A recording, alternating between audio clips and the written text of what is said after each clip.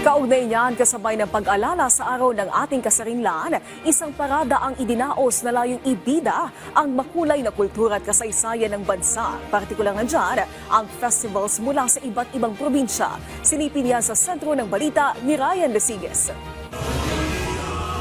Makulay at malapiyesta ang Parada ng Kalayaan ngayong taon.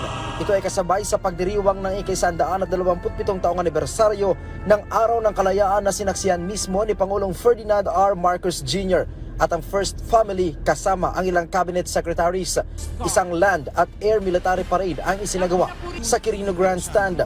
Hindi bababa sa 10 floats ang nanguna sa parada. Kabilang na dito ang float na sumisimbolo ng The Battle of Marawi noong 1896, The Cry of Candon, Ilocos Sur, The Battle of Alapan sa Cavite kung saan unang iwinagayway ang watawat ng Pilipinas, Deklarasyon ng Araw ng Kalayaan sa Kawit, Cavite, Siege of Baler, 5 de Nobyembre Revolt sa Bagos City, The Cry of Santa Barbara sa Iloilo at Malolos Congress.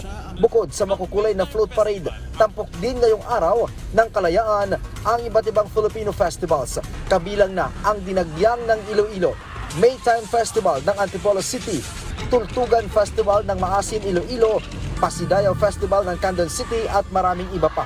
Ang makukulay na parada ng mga karosa at parada ng Pistang Pilipino ikinatuwa ng ilang nakiisa sa selebrasyon ng Araw ng Kasarinlan. Nagustuhan po namin, especially yung pinapakita po ng parade, yung mga kultura ng mga Pilipino, yung mga dating kultura na hindi natin dapat kalimutan habang tumatagal.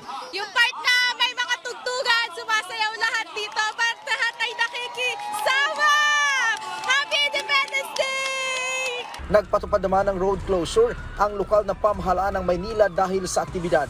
Sarado sa mga motorista ang northbound lane ng Rojas Boulevard, Buendia, Taft Avenue. Alas 5 kaninang umaga nang isinara ang mga kalsada.